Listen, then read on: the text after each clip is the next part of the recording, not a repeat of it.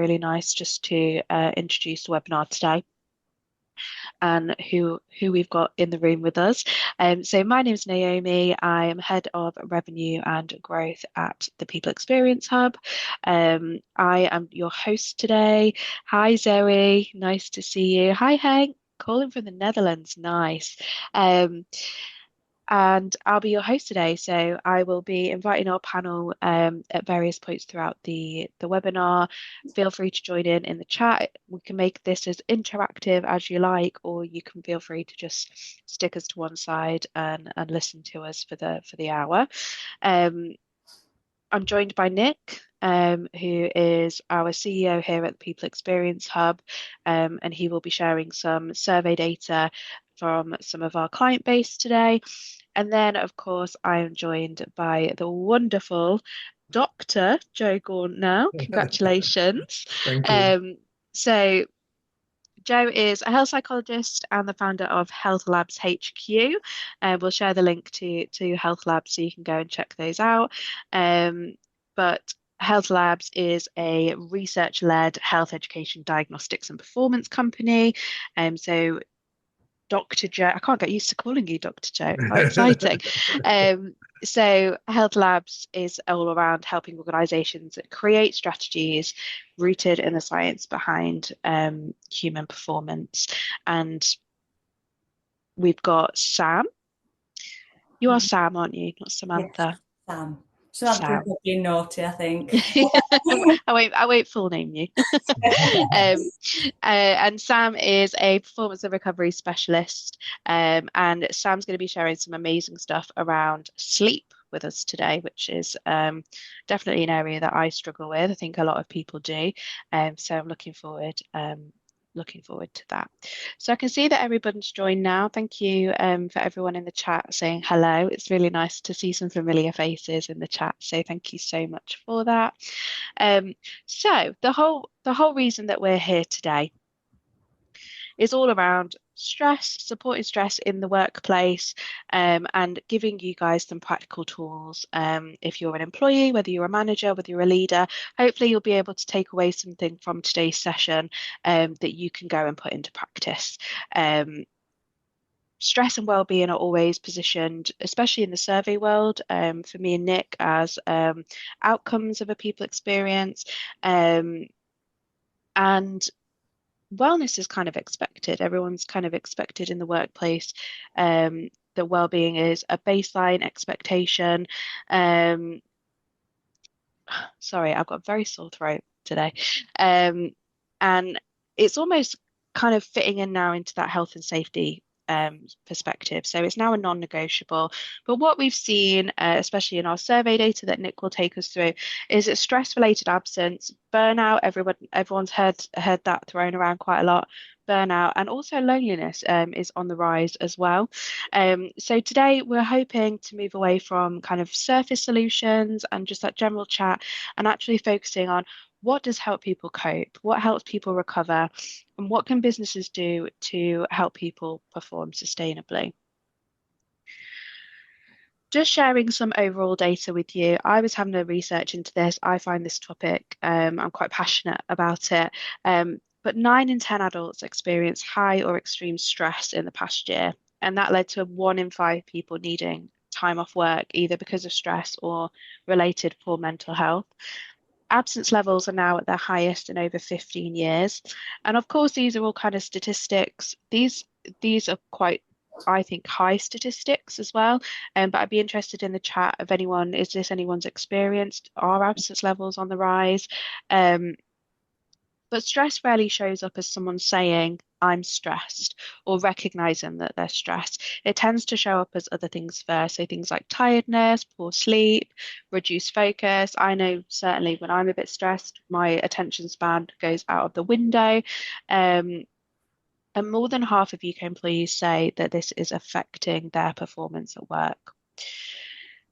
So I think what we're going to do is go into our first poll. If you can throw that up for us, Sav. So our first poll of the day for you all is around what you see as the biggest barrier to switching off from work. Like I said, it'd be really nice to hear if you relate to any of those stats that I've just shared. And while that poll is up and running, I'm going to come to you first, Nick, if we're talking about data. And I've spoken about, the premise of well-being around work. We've spoken about it before in the survey world, like I said, as well-being being an outcome. But what does that actually mean in practice? I think it's interesting. We talk a lot about well-being. We hear a lot about well-being practitioners. I think you're absolutely right that well-being as a hygiene factor is actually an outcome. It's not an input. Yeah, there are things that you can do that input to impact your well-being and your overall well-being. And when you're in an organization, often this gets confused around the well-being practices I have. And it might be something like benefits, it might be more active around active interventions around well-being. But the reality is those are the inputs that you're helping your people with. What we think of as outcomes might be something like engagement, by the way. So intention to stay, intention to perform. When we think about well-being in that mix, we typically will ask two questions. There might be more questions. I'm not a people scientist, so I'm not a psychologist. There's people who are cleverer than me that will do this. We typically ask two questions, which is, can you cope with the pressure and stresses of work? And are you able to switch off from work when you need to? So we think of those as outcomes. And then what we do is measure what are the biggest drivers of those outcomes that would either cause friction against those outcomes. So it stops people switching off, stops people coping, or enables it. Normally it's the same thing, right? Either you're getting it right and it's enabling, or you're getting it wrong and it's causing friction. And I can go through some of those points as well. So in terms of that able to switch off from work and cope with pressure of work, it's really interesting what we see with that. So I'll talk about a top level, and then I'll jump down into an index level. I'm going to warn everyone, if I keep going like this every so often, it's because Rufus the Labrador's in. I just sometimes just drop down to check that he's still there, and he's not. He's over there somewhere lying down. So I find that I can cope with the pressure and stress of work. What's really interesting in this is the top level environmental factors around that are people practices, line management, organizational effectiveness, teamwork, and the felt experience is connection. So think about this at a really top level. We're not going into the nuts and bolts of this, right? When my organization works well, when I have the tools to do the job, when I have the equipment and the training I need, when I have the benefits to support me, when my manager cares about me and supports me, when I work well as a team, I have great connection with my company and my colleagues, I can cope with the pressure of my work. And if we look at that at an individual level, what do we see? Really, really interesting. I have clear performance objectives, bypasses the felt experience, and is a direct driver of I can cope the pressure of work. When it's clear what you expect of me, I can cope with my pressure. When we adapt our ways of working quickly, if circumstances change, I'm free to have enjoyment at work and connected to my colleagues, and I can cope better. We saw it through the pandemic as a great example and through any other economical change. Direct manager cares about me and my well-being, and in my team, we work well together to get results. Access to the learning and development I need to do my job well, and in different teams, in different departments, work well together to get the work done. And what we see is a real mix of direct correlation and then the one that flows through that connection piece. So it's super interesting. And then I'll just step into the switch off from work stuff. So there will be more direct impact on people from being able to not switch off from work, right? So what do we see from that? Again, we see connection as the felt experience, the feelings at work. I feel connected to my colleagues, my work. Autonomy now comes in. So I am able to do my work in a way that makes sense to me. I have freedoms within a framework of work. The environmental factors, and I'll remind everyone that the environmental factors for us are the things that you can control. You can influence through resource, budget, training, development. Company leadership now comes in. We suddenly see that top level leadership, CEO minus one, CEO minus two, comes into the ability to switch off. Well-being practices, teamwork, communication, organizational effectiveness, people practices, and interestingly, sustainability. And at a top level, and I'll go through this very quickly now because I feel this will lead on to some great conversation. In my team, we were able to get results. There's a theme. If I was to raise an ethical concern here, I believe it would be dealt with effectively. Enables me to switch off from work. I believe that the benefits package we have here is appropriate and fit for the work that I do. Enables me to switch off from work. Us most senior leaders act in the best interest of the organization. I believe our senior leaders care about the people that work here. So not just managers now, senior leaders. Our work processes make it easy to get things done. I have the tools and equipment to do my job. Change is clearly and openly communicated. So when there is change on the horizon, small change, big change, medium change, it's well communicated. And when we start looking at this, organization actively supports the well-being of its people, and my workload is manageable within the contracted hours. So if people believe those things, they can switch off from work at the end of their day. And when we see this, these are direct correlations between our data and those well-being outcomes. So that's the insight from our survey stuff. Probably time for me to step back. I've just done my swingometer moment stuff, a little bit over here for that, a little bit over here for that. So I'm going to kind of step back and get back into panelist mode, being asked questions. No, thank you. That's all really, really interesting stuff. And I think it's clear from our survey data that, you know, well-being has such an impact on organizational performance. I kind of want to think about the individual now rather than what we're seeing at an organizational level.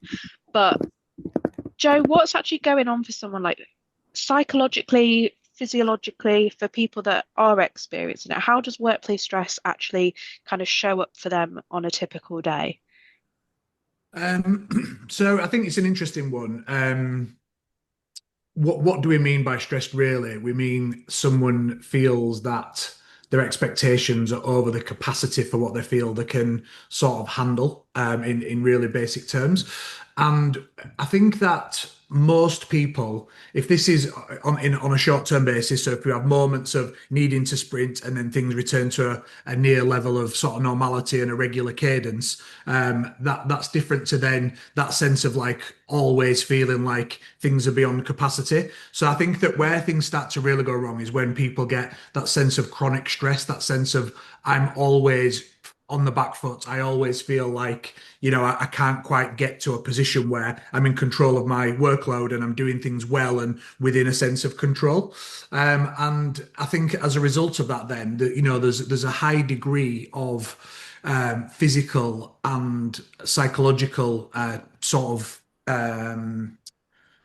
challenges that people will face if that's the case, if it's on a chronic level, if they, you know, if they're feeling that way for a really long time, you know, stress will then manifest psychologically and physically is what I'm saying. And, you know, the sort of like negative consequences of that are really significant. So I think that, you know, I think Nick raised some really amazing points in terms of the contributing variables of that on an organizational level. But I think there's also a whole range of personal contributing factors to that as well in terms of daily behaviors. And, you know, there's a really awful paradox that at the times we need to engage in certain behaviors that will allow us to de-stress, we often throw those things out of the window first. So when we're feeling stressed and overwhelmed and busy, all of the really positive preventative tools that allow us to cope in a positive way are the first things to go. Going to bed on time, you know, getting a good night's sleep, switching off, making sure we have time for exercise, making sure we have time for nature, movement, getting outside, focusing on our nutrition, making sure we're hydrated, making sure we stop and make time for people outside of a working capacity in terms of like just stopping and having a bit of fun with people we really enjoy being ourselves with. You know, these are all the things that we immediately throw out the window because we're busy at work and we're doing that work stuff. So, you know, that's sort of like a sort of instinctive observation on the individual, both I guess from like the academic doctorate level, but also just as an experience. My personal experiences, I've committed all of those crimes as well, but also seen it many, many times over with the leaders and the managers that I've had the pleasure of working with over this last 20 odd years. You're showing your age there, Joe. Yes. Um, and you talk around those like really critical things that we almost take for granted in a way, things like being hydrated, focusing on nutrition.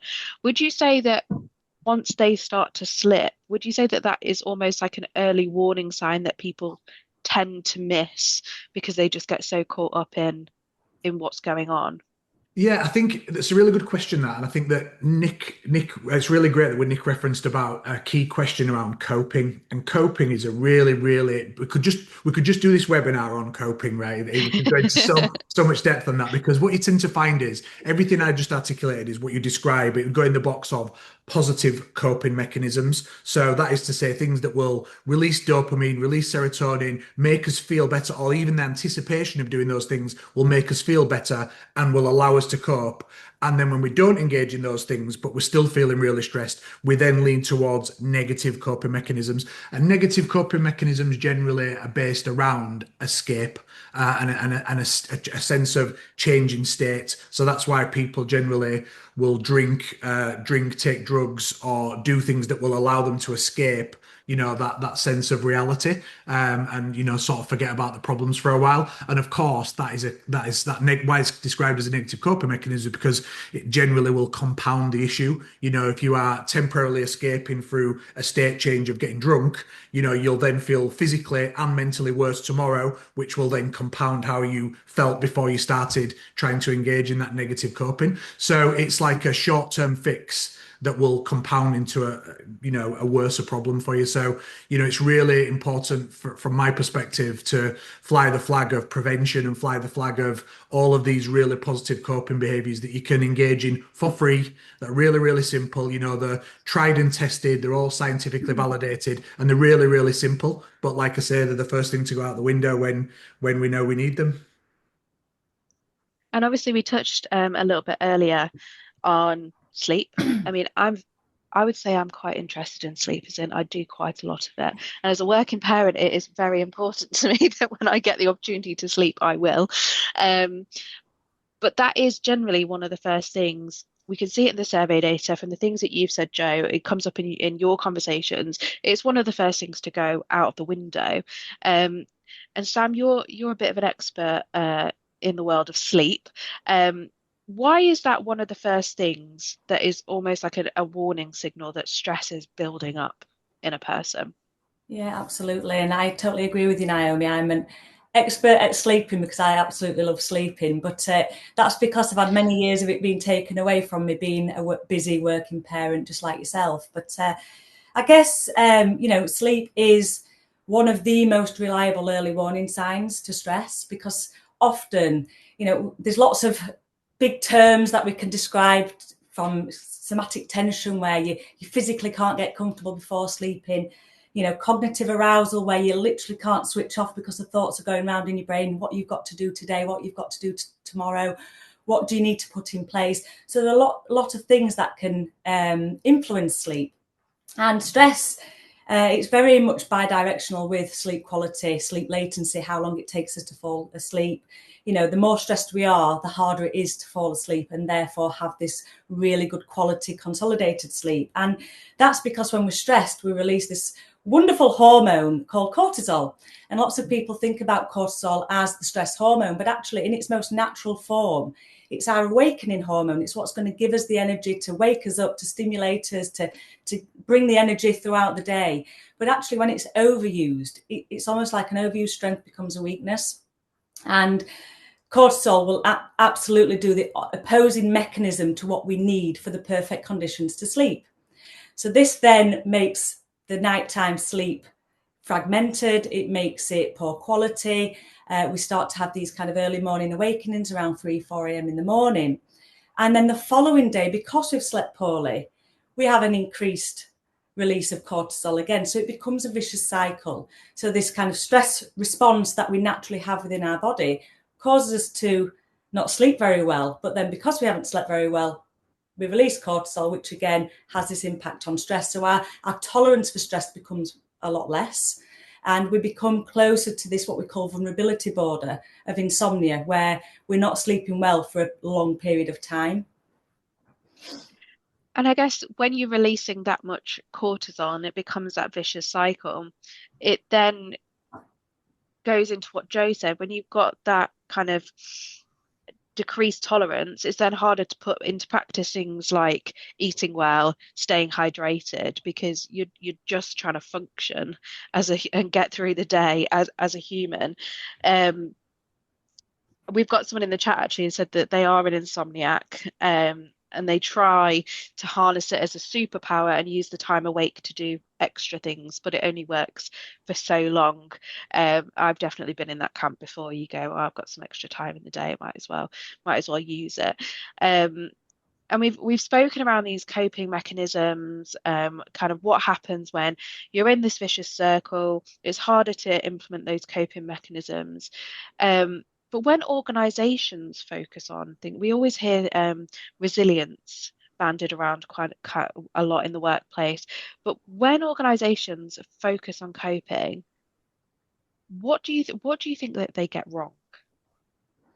Yeah, I mean, for me, a resilience webinar or seminar is great from an educational point of view. We don't want it to be a one-off box tick, and we certainly don't want it to be the complete opposite of what the people are experiencing within the organisation day to day. But actually, it puts the entire burden of stress management on the individual themselves. And actually, when we're at capacity, like Joe was saying, we're not going to be thinking about positive coping strategies. We're going to default to what we call perpetuating behaviours, such as over caffeinating to get through the day, such as making, just doing one last email before we close our eyes in bed at night, just trying to get on top of things. And that's because our emotional processing part of the brain is highly active, but our prefrontal cortex of the brain, the part that will give us that logical kind of rational decision making, is very much compromised when we're in the stress response. So we're not going to make the right decisions at the right time for those behaviours. So I guess back to what Nick was saying, there are lots of standards that organisations need to adopt to make sure that change is communicated effectively, people know what their role and responsibilities are, how much autonomy somebody has within their work, and freedom and flexibility within their role, especially if they're close to that vulnerability border and they are working parents, etc. And really kind of leading by example. So top-down approach when it comes to, really supporting those healthy behaviours. The amount of managers and leaders that I've delivered training to from it's a full day training, it's great, but we will talk about not sitting at your desk with your lunchbox, and this still happens because it's just the default thinking, they can be productive, getting one last email done, but kind of healthy lunch maybe, but shoveling it through. You're still in the stress response when you're eating that food, therefore your digestion's going to be compromised. So there are lots of things leaders can do and managers can do to make sure that actually they are the role models and employees can follow that best practice. And I think there's still a lot of room for that to be improved. So my super noodle sandwiches, whilst firing through some Nick, you can't tell me things like that. I'm going to come in and give you an overhaul on nutrition. But yeah, ultimately you're eating, which is great, great for energy. But yeah, what we put into our bodies can hugely impact how we respond to the stress signals. And I think from the things that we've said, it's almost like you fall into like a false sense of control, isn't it? That, oh, I'll just send that one last email. It's almost like a false sense of I'm on top of things and things are okay. So you can see why it's easy to fall into that cycle. Before we move on to kind of putting this into practice and practical responses that actually help, we've got another poll. So when stress is building, what do you notice first? For me, definitely I get tension headaches like you would not believe, the amount of massage guns and things that I've invested in over time, and actually I should just probably go and get an early night. But I'd be interested to know, obviously from you panelists, while we're waiting for people to answer, but what sign do people notice first? It'd be really nice for everyone to take part in this poll. Nick, I'm going to come to you. Is it the super noodle sandwiches? Is that when you start feeling things going downhill? Do you know what's really interesting? Other people spot it in me before I do. And Joe and I have talked about this a lot, which is about how do you create the team around you to be that circular wellbeing economy, which is you look after people, they look after you, and it's a business which becomes a culture, of wellbeing. And it is really interesting. People spot it in me before I spot it in me. People spot me maybe saying I didn't get a great night's sleep. I don't go through that because I'm like, well, I had to get up early because I've got to go to London. I'm going to get home late because it's a train strike. But people spot it in me, and they maybe spot it in the, my food and stuff. But I'm so lucky to work in places where I get messages from people where they go, what did you have for lunch today? So I actually notice when I am probably heading into something where I'm getting a bit stressed, a bit burnt out, because I've got people sending me those types of messages. What did you have for lunch today? Did you have lunch today? And that kind of stuff, because it's the care of others before I spot it myself. When I spot it myself, it's probably when I'm already overwhelmed, because I taught myself to cope. I taught myself to power through. That's probably therapy and not a webinar. So I can see Sam going, we've got some work to do with you, Nick. But Joe and Sam, what about you? I mean, it's all well and good knowing all the knowledge, right? But there must be times where, you've spotted signs a bit too late, or you do have that one telltale thing where you're like, okay, this is time for me to dial back. Yeah, thanks for that. Yeah, I think it's a really interesting one, because even having the knowledge around this stuff, I think it's a trap we all fall into. And I speak about this quite a lot. I think it's a bit of like the curse of the conscientious. That is to say, people who really, really care about doing a good job and their name being next to their work and not wanting to let others down and wanting to make sure that the standards of everything they deliver are high. They're the people who will, get the biggest bill, will suffer the most. And it's what makes you great. It's what means you'll move forward in life. But it's also what makes coping, quite challenging. And we're always, those. I think there's a lot of conscientious people on this call from knowing you all. And, we're all really, really hard on ourselves, because you will put yourself last. And when I say last, I mean your health, your time, your relationships, for the sake of making sure you deliver for others. And, there's a really, really good intention in that. But there's also a risk in that, in terms of making sure that you are really self-aware and really proactive in understanding how you do make sure you are at your best to be at your best for others. And I think that's a mindset shift that people can really work to adapt, because you can sort of hero your way through a lot of these things to a degree, but then your own capacity, your own effectiveness will be going down and down and down. And actually, you're probably not serving people as well as you could had you just engaged in more positive coping strategies and just made sure you were at that certain level to allow you to make better decisions, have that energy to drive things, have that energy to support others better. So for me, a warning sign is always, I can always tell when I'm past capacity, because I'm so tired. I don't even want to do the things I like doing.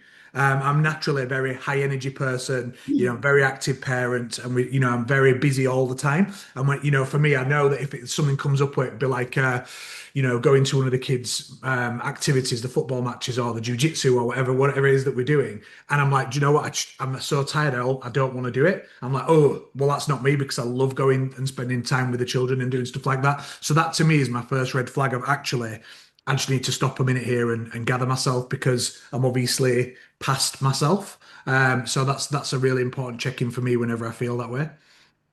Yeah, I totally agree. Yeah, I was about to say, what about you, Sam? Yeah, no, I was just going to jump in there and say, I think often, there's so much information in the public forum now. Often we know what we need to do, and the doing part is always the hardest. And even as, people who are classed as experts in their field, it still has to be a conscious effort to put these best practice into place. So I think scheduling recovery is so important, and seeing recovery as essentially performance infrastructure. Because often, especially when you are conscientious, you see kind of rest as, well, I can rest when I've done this, or I can use rest as a reward. And actually, we will all perform better if we have structured rest within our day, or we have structured moments to kind of go outside and take a breath, go and have a walk and get some fresh air, some natural daylight. And a lot of the time when we are on screens, whether we're working from home or we're in the office, it feels very much, well, I can't leave the office because everybody else has sat there and it looks like I'm taking the mick or I'm not doing what's expected of me. But actually, you'll be the one that comes back and is absolutely tenfold more productive, happier for doing it as well, and will go home and sleep well at night. But actually, it's that cultural change of actually recovery is not a luxury, as awful as that's like, it's got to be an essential part of your working day, especially with how, we've got AI now helping us work faster.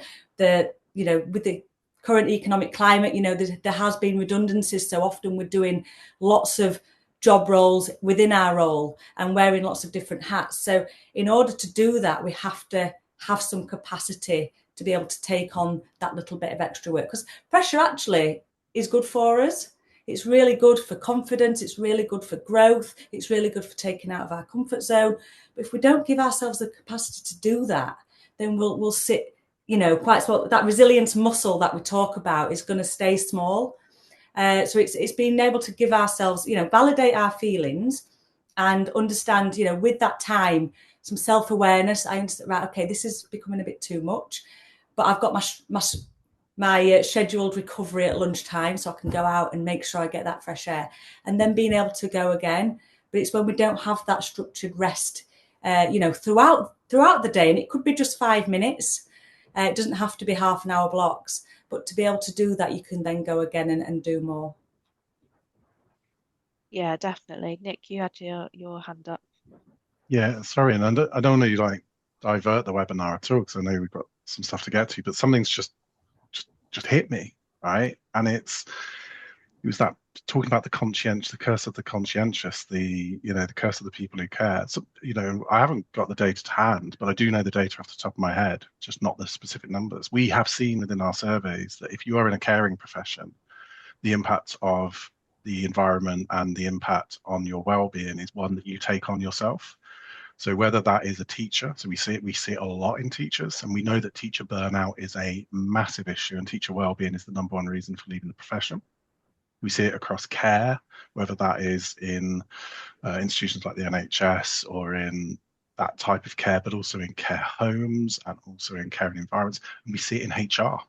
So quite well publicised has been about HR burnout. Dr. Joe Burrell is doing some incredible work around that as well. And it's really interesting that you said that, because I've just had this moment, which is the curse of the conscientious. And so many of our audience will be HR practitioners, people, and what they're doing is taking on the bumps themselves, taking on the burden themselves. They're buying their own pen because the company doesn't provide them with the pens. They're buying their own equipment for schools because that's happening. And if they're doing that, they're probably putting some extra hours in to make sure that everything is done. So thank you so much for that.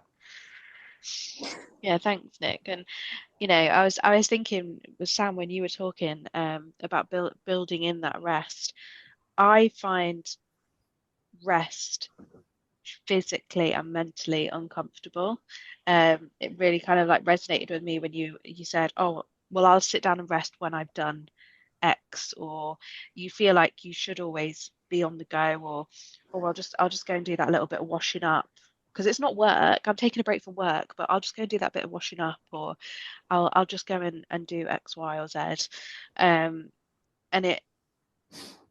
it is really hard for me, especially like sitting and resting is like so physically uncomfortable because my brain is saying you should be doing something, you should be doing something. And obviously that we touched on it a little bit earlier about it, kind of the responsibility then falls on the individual. And I know, like you said, there's so much information at our fingertips now. And, should we be having electrolytes, more protein, going out for nature walks, and it's really overwhelming to kind of just know, well, where do I start? And it almost puts all of the responsibility on the individual, which yes, we all should be responsible for our own well-being, but where can organizations support with that? So how can they create environments that make these healthy habits possible? And we touched on it a little bit with the freedom to go for a walk at lunchtime. But Joe, what have you seen that actually works where organizations have made all of these things easier? not harder for an individual? So I think on a basic level, but this is obviously a really big large scale issue, is it comes down to leadership, and it comes down to the rights and wrongs and the culture that is defined by leadership. So that is to say, what's the intentional strategy and culture that the company are trying to engage on, and what are the actual behaviours that link up to that strategy and culture that they're trying to have. And often those two things don't align, right? You've seen so many times where people have the values on the wall and they don't live them, or they really want to but they can't because things are really really tough. And I can understand that, but I think that creating an environment where you normalize some of these behaviors and habits is a really core essential part of this. And again, that comes down to people looking to the people of influence. So I really do believe that leadership play an essential role in that. I think there's a quite a well-known saying that says that the thing about culture is you're getting one whether you like it or not. And I think that's a really good one, because ultimately I think sort of leadership is a bit like parenting. There's the intentional behaviors you try and deliver to try and influence culture, but then there's the behaviors that you just display, not necessarily that intentionally, that still are going to influence and shape culture. So if you are the type of leader who really, really does make a point of making sure that you do walk-in meetings, that people are getting the one-to-ones, that there isn't presenteeism of people needing to stay late, and those are the people that move forward. We recognise outcomes, not necessarily hours. And quality of work instead of volume of work, and all of these types of things, that will help, I believe, more than anything in terms of shaping that culture. And of course, if that individual themselves engages in a lot of these things, so making a point of switching off, making a point of showing that it's okay to sort of do or don't do certain things, I feel that's a really essential thing. I love that. And that's something that we've at People Experience Hub have always kind of focused on, is outcomes, not hours. And it's like you said, Sam, if you're giving yourself the grace to put in that recovery time, you're naturally going to be more energized, more productive. So being a high performing individual and being a healthy employee isn't always that linear. I've been at my desk for 8 hours, therefore, I'm doing the right thing. Nick's just put in the chat a message he received from me this week was, "Oi, court, practice what you preach," which is true. I did I did say that because we're quite good at holding each other to account, but we've also worked with each other for quite a long time. So I don't feel uncomfortable in our organisation saying, you're not practicing what you preach. You've told me you're tired, but I'm still seeing you logging on at 9, 10 o'clock at night. But well-being is quite a personal thing, and it can feel quite personal, and especially the thing around sleep. If you're that one that is sat awake at 2, 3 o'clock in the morning, it feels so isolating, and it feels like such a personal experience. What can organizations, leaders, managers, how can they approach these conversations without it feeling like a bit of a breach of privacy? Like I said, it's okay when you've got that relationship already, but what about those situations where you don't, and you do want to have that conversation and show support, but you don't want to feel like you're overstepping? Where would you start in that scenario? Yeah, From no, my really oh, good. go on, Sam. Oh, are you going, Joe? No, go for it. Really good point. I think it's the one thing we all have in common, isn't it? Sleep. And we a third of our lives are spent sleeping.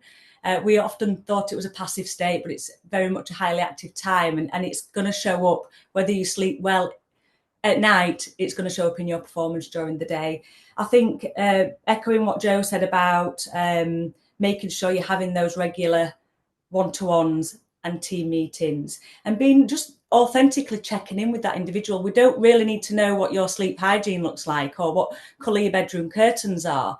We don't need to know that detail, but just recognising and being able to talk openly. And this is, again, a cultural thing, that actually sleep is linked to performance. And actually, we talk about, many of us have conversations about exercise and nutrition within the workplace. So actually, bolting on sleep as something that is, seen as this performance metric, and actually when we sleep well, this is what we feel, and this is how well we perform, and this is, I'm really in control of my eating today because I'm not craving the high sugar, high salt items that we do when we're sleepy.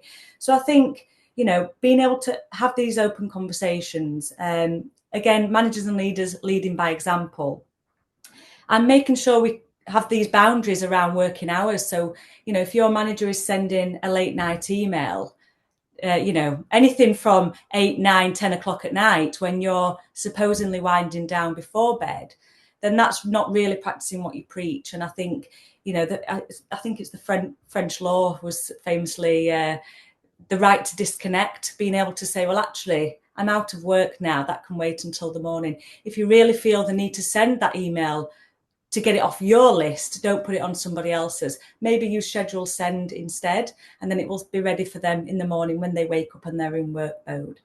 And really just re-educating, it's not a badge of honour.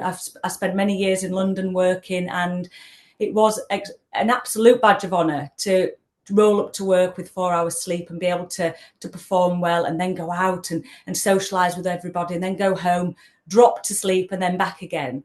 And actually just normalising that actually sleep is really good for us. And this is what we, from a longevity perspective, from a performance perspective, recovery perspective, then generally speaking, that will kind of filter through the organisation within the employees. And I think a lot of that is around, education. Yeah, definitely. I think if I was to come at that from a different angle, Sam, because I agree with everything you just said, like from my perspective, that sort of initial conversation to go up to somebody and say, how are you doing? The battle is already won or lost in the effort you've already put into sort of like build that relationship. So from any good relationship is about sort of building and earning trust with each other, isn't it? And trust comes from open communication, taking action together, and your actions being similar to the things you said you were going to do. And I think that if that isn't the case, then it's going to be a difficult conversation because you don't have that relationship. You've not invested the time in being able to sort of have some of those chats in circumstances where it's just busy and you've got lots of capacity. Then again, I think there's something really powerful about still showing intention that you are taking the time to sit with somebody. And for me, really really good organizational design from a leadership perspective is about clarity, making sure there's clarity, making sure there's alignment.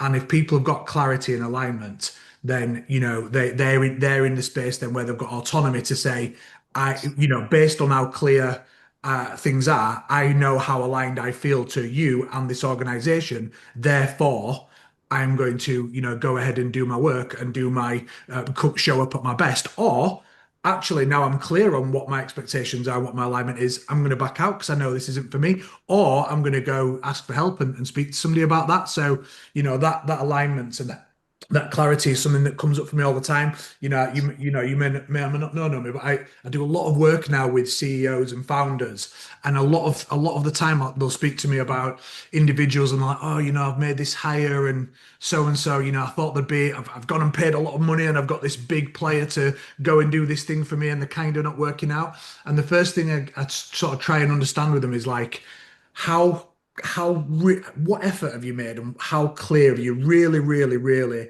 made your expectations? Do they really clearly understand what good looks like and what bad looks like? And have you said it, and then if you reinforced it, and then if you caught it and reinstilled that was great, and if you caught it and coached when it wasn't, and have you taken people down that journey so that you really align them to your North Star and your thinking.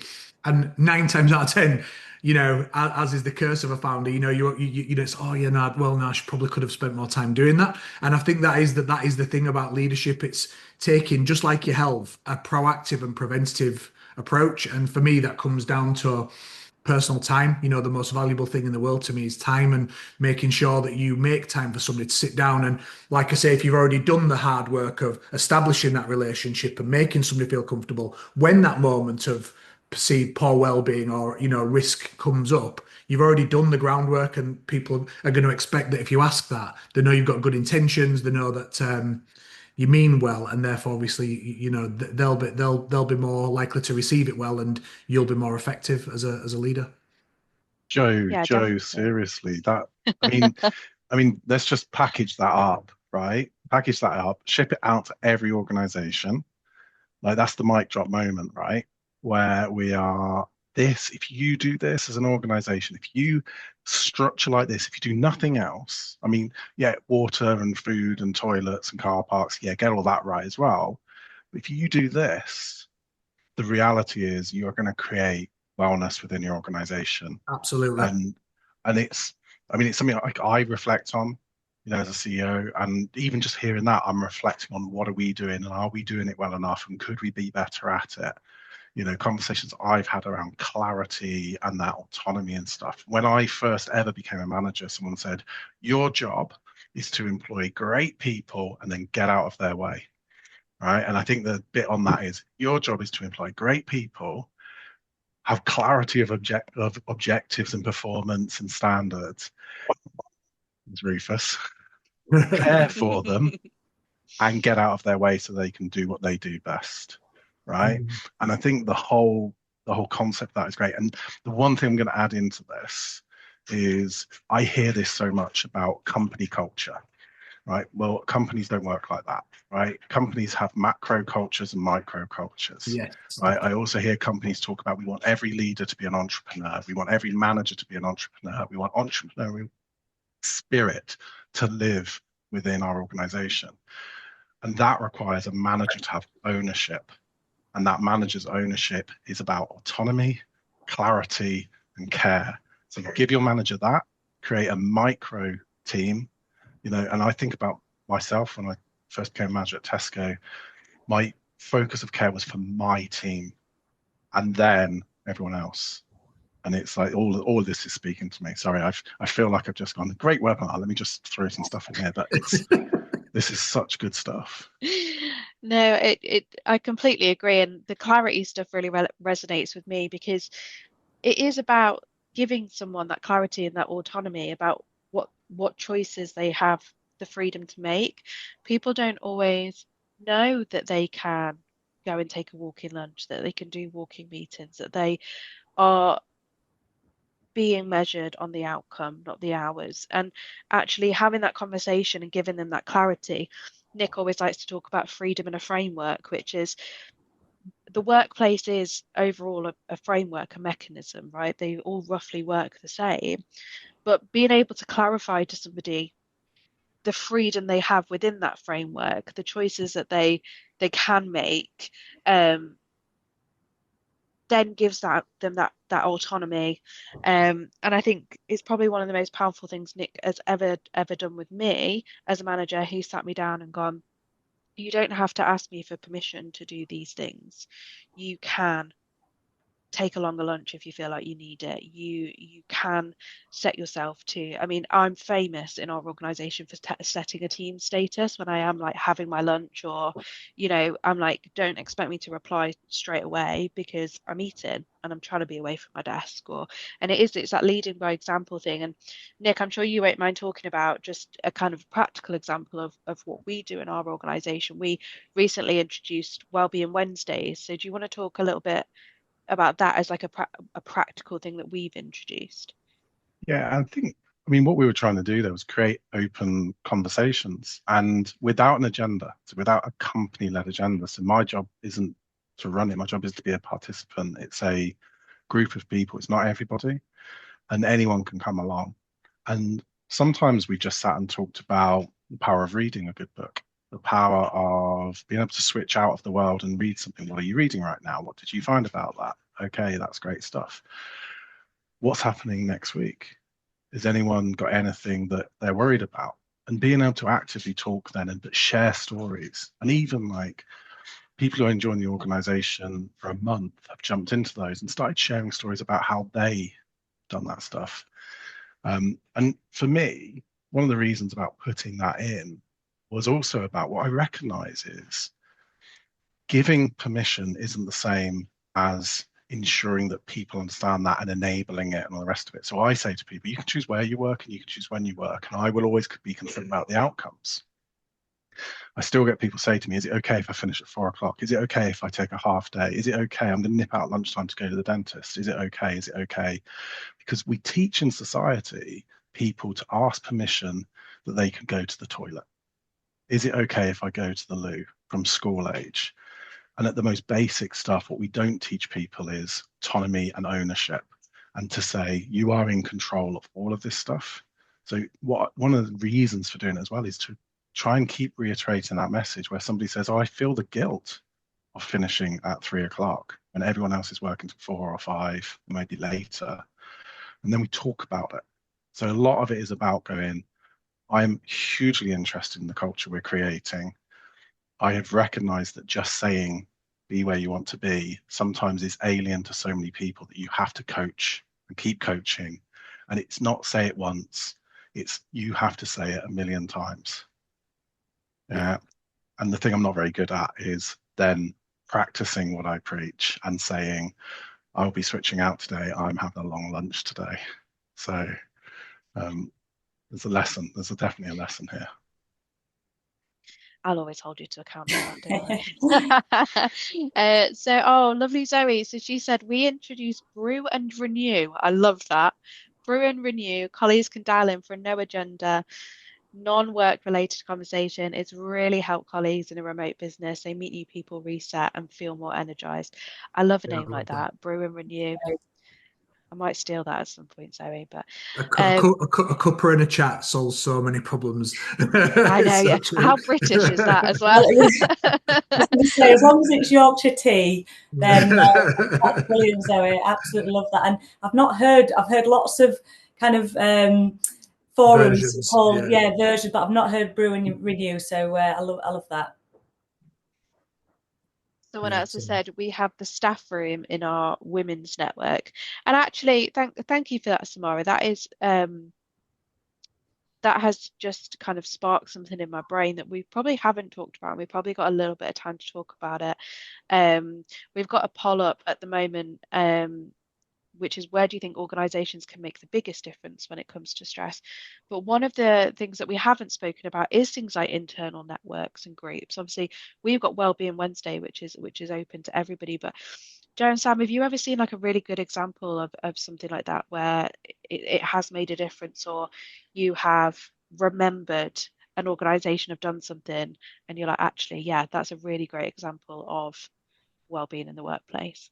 So if I may speak for Sam on this one, where again, Sam literally created CPD accredited wellbeing manager training and wellbeing champions training. So we actually have so many amazing examples over the years where from the training that Sam created, we've implemented it in organizations where they've had wellbeing champions networks. And these are organizations, large organizations with low budget. So they'll do the initial training with us, and then essentially they've got to then make things work from there for their own. So we're trying to set them up to create their own culture. And we've seen some brilliant examples of that over the years in terms of them then just, being resourceful, trying to make, do what they can and what, focus on what they can control to have a positive impact. But yeah, Sam, I don't know if you want to talk about any specifics, but, I think that has been something I'm really proud of that we've done over the years. And again, knowing that there's the practicalities of low budgets and things like that, has been some really good wins, hasn't there? Yeah, definitely. It makes employees that come forward. So this is very much a voluntary role that they are trained up to do within the organisation. And we run a separate manager and leader course because we have different conversations versus, the whole employee. And they really feel special when they've done the training. They learn themselves. So often they've had some experiences. They bring some examples to the table. And we teach them about nervous system regulation, or stress management, as you like to call it. We teach them about what signs to look at. What are those early warning signs that we can spot in others? Because like we said before, we often see it in other people before we see it in ourselves. And, there is selection criteria around becoming a champion, because actually we want people to be, being able to give their time and energy to other people rather than be needing the support themselves. But it really kind of, we created this network, and we brought champions from all different organizations together, and it was really great to share. Often we have the same challenges and actually we can overcome them together, and just this solidarity of bringing people together and being proactive rather than reactive was a huge kind of benefit to these organizations. And I guess, just echoing what you've said, Joe, just being able to support other people in this voluntary role gives huge kind of well-being benefits to the individual that's the champion themselves. So really good best practice and some really nice case studies on our website as well.